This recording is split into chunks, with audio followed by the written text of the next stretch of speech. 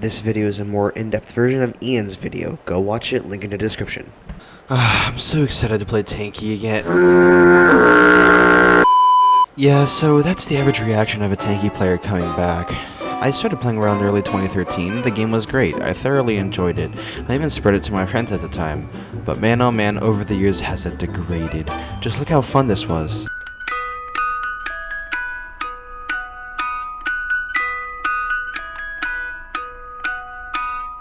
And now, look at this.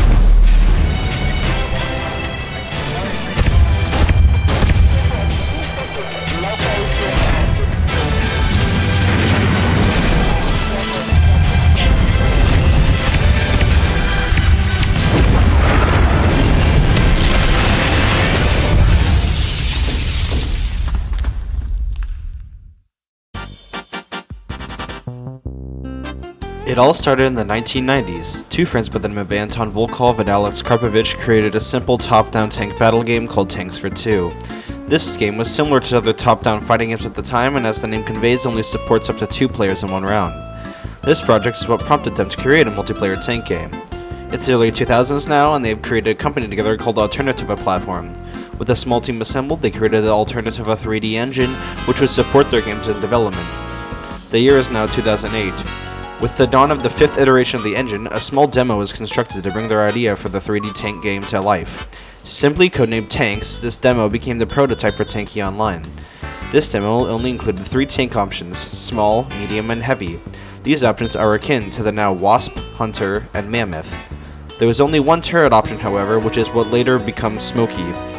The options worked as follows: 1 shot to kill the small, 2 for the medium, and 3 for the large. The demo also only had 1 map, which surprisingly, unlike pretty much any other 3 game, was all one 3D model instead of a base map with props on top of it.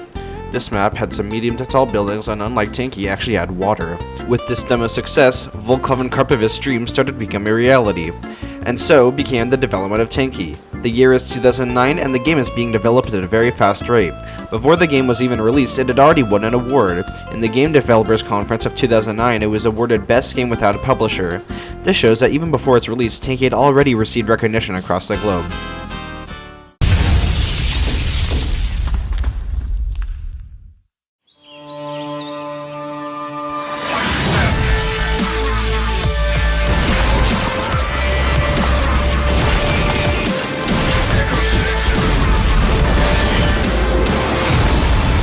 This advertisement is actually what got me into playing Tanki in the first place.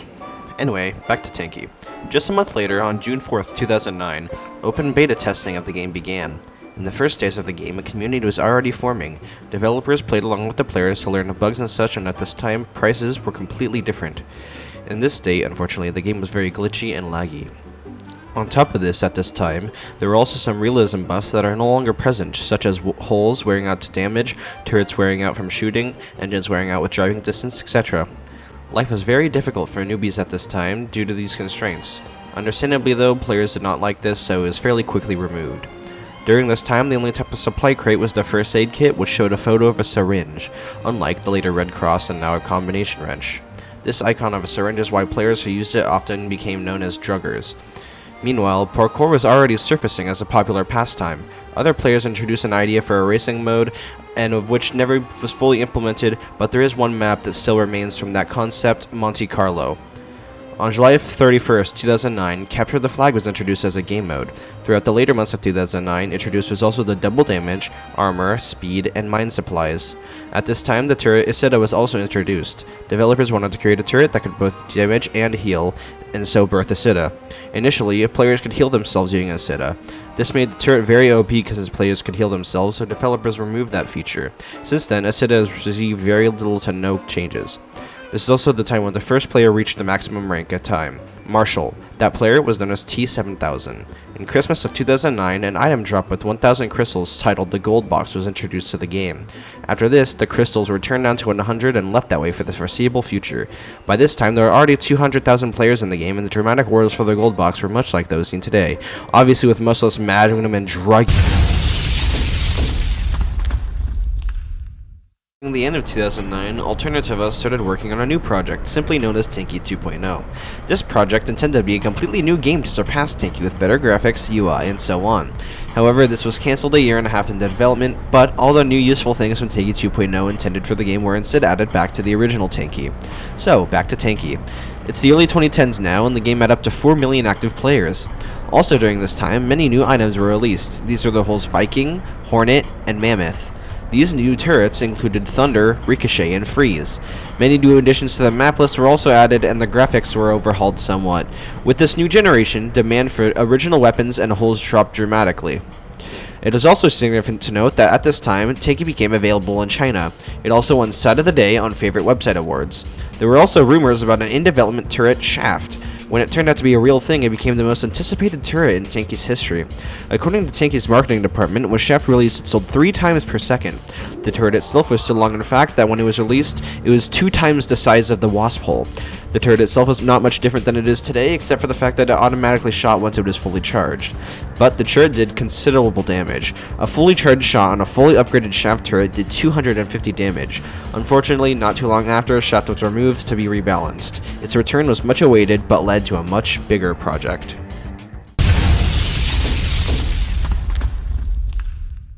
On March 25th, 2012, Tanki welcomed its 10 millionth player, but at the same time began one of the biggest events in Tanki's history, the 2012 rebalance. During this time, the prices and parameters of all turrets and holes were changed.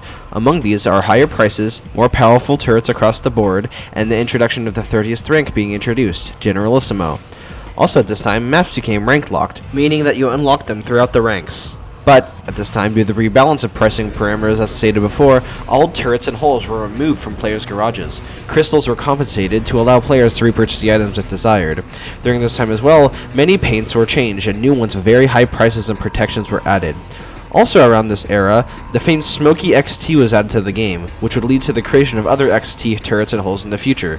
This was a relatively small addition compared to what was about to be released. On September 6, 2012, Tanki received new graphics, the styling of which is still present in the game to this day. Around this time, the friend system was also overhauled. With this new graphics update, control points were added to the game. On June 6, 2013, the first episode of the once beloved Tanki Online vlog came out. A little while later, in late 2013, the physics system was completely remade, bringing a better general quality of life to the game. This also made Titan the heaviest hole rather than Mammoth. Along with this update came the introduction of micro upgrades, rank up awards, and visual effects.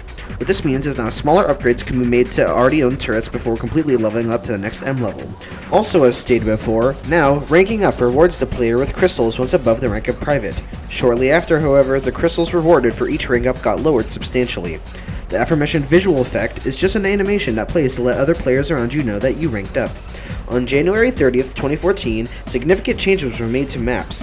Firstly, maps are no longer split apart and now are all one map. For example, Silence 1 and 2 were combined into one map and balanced to accommodate this. Other maps affected are such as Brest. Along with this, supply blocks drops and respawn locations were tweaked to be generally better for players. The maps most affected by general changes and such besides this were Kongur, Dusseldorf, Solikamsk, Silence, and Barda. Many new things were added to these maps, but key features still remained. Player counts and maps were also tweaked, whether it be decreasing or increasing. These counts could also be modified depending on the game mode. Fortunately, the map Madness, which was deleted on November 23, 2012, was brought back with one crucial change. It was now changed to be a space-like map, similar to the deleted Moon Silence. This means that gravity is low, the skybox is space-like, and there is a space audio loop playing. This audio is held fondly by many players due to the memories with it. This is what it sounds like.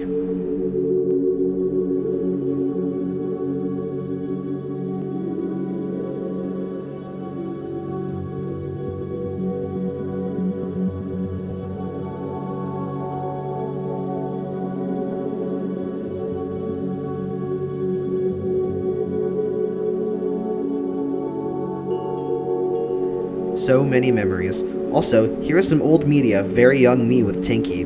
Here are some videos. The first was for a contest, and the other was for fun. Okay, it's on. It's going.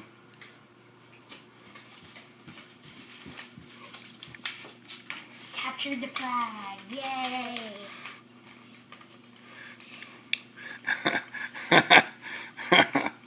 mm.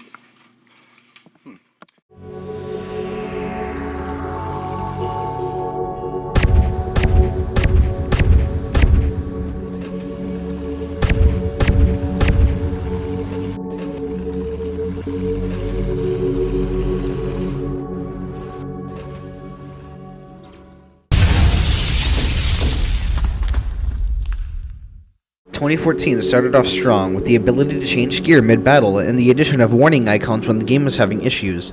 Additionally, turrets and holes were once again rebalanced to make the game more enjoyable. This included changing micro-upgrades for the better of players' experiences. On June 3rd, 2014, a multitude of updates were released, including a small rework of control points, chat becoming available only after rank 3, the gold box notification being given a special orange color, and new skybox textures. A month later, most turrets and holes were tweaked once again. These tweaks include first aid kits being more efficient, first aid kits removing Firebird and Freeze effects, and making the map polygon more fair. On August 8th, 2014, a new anti-spam system was introduced into the chat. This included the restriction of spamming letters and message length. On September 29th, 2014, as a method to control drugging, a cooldown was added to prevent a player from activating all power-ups at once. This meant that when one power-up is activated, the others start a cooldown until you can use them again. On November 12th, Railgun and Isida received new visuals, Isida with a new, smoother electricity sprite, and Railgun looking less like a laser beam to reflect how railguns actually work in real life. On that same day, a new turret was released, Hammer. This shotgun-like turret was a concept for a while and finally released, to mixed appeal across the board. It didn't work well against pretty much any gun except for Smokey. However, after more time passed, players began to realize that Hammer is actually a decent weapon. Along with this, it was still tweaked to be better. Another similar turret, Vulcan, was released along with Hammer that was more or less given the same reaction, except Vulcan was much more powerful due to its ability to be strategized more. Hammer was also able to be strategized, but Vulcan is generally more devastating.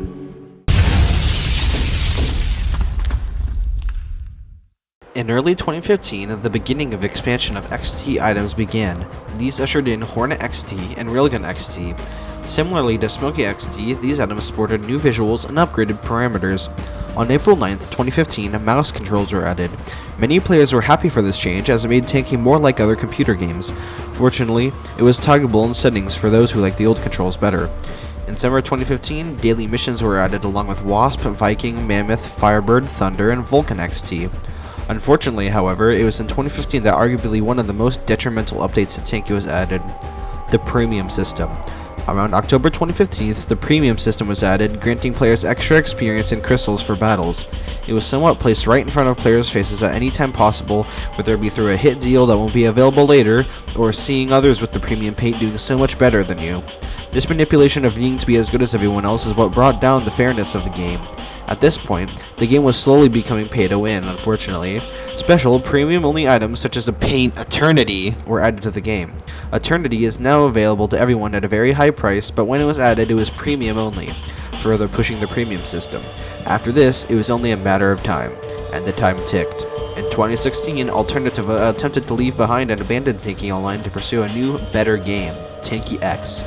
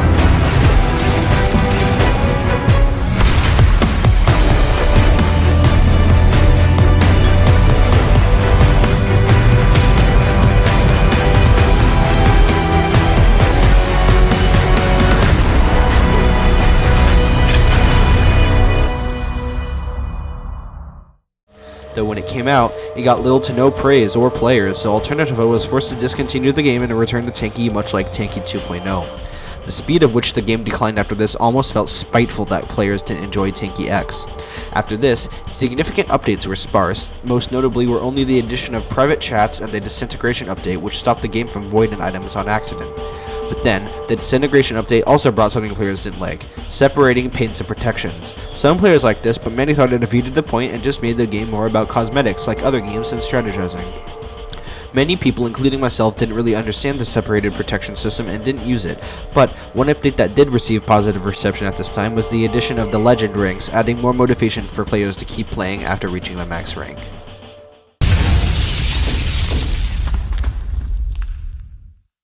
2016 brought the removal of the lobby system and in the usage of quick battles.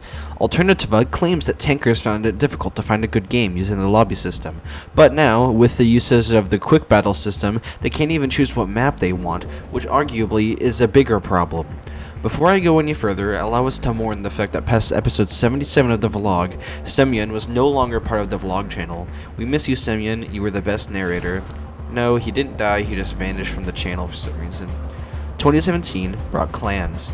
The official wiki claims that people like this, but to even make a clan, you needed a clan license which costed real money.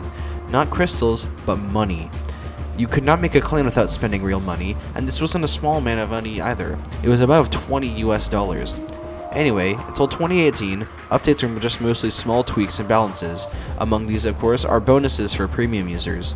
Anyway, let me talk about drones. All my homies hate drones. They were not needed, but of course on June 4th, 2018, they were added. On June 7th, XT items were completely removed. Thanks, Alternativa. Now they're just skins instead of separate items, kinda removing the purpose of having them in the first place. Not much happened in 2019 except for usual events. One thing I can say is I'm very happy Tanki didn't stop doing events like Roblox did. On the 26th of May 2020, the HTML5 version of the game was released. Completely new UI and everything. Flash was kind of left in a less intuitive state until it was eventually deleted. And I won't even talk about tank coins, I'll just say they were completely unneeded and made the pay to win much worse. Then, they added salt to the wound. They removed the M1-3 system. This made no sense than another way for players to spend more crystals and make visuals more confusing by making it up to 6 upgrades instead of 3. Also, just look at these new hulls they added.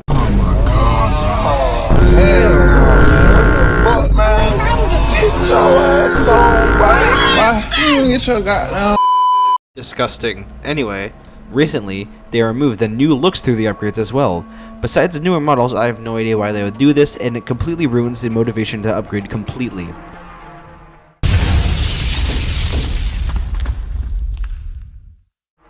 Anyway, I'm done talking about this game. I loved it, but then it got shanked by its own creators. I miss this game, and it brings me sadness to make this video. Please also watch Ian's video on this, it's very good. Thank you for watching. I'm Line9, and I hope you found this video essay enjoyable.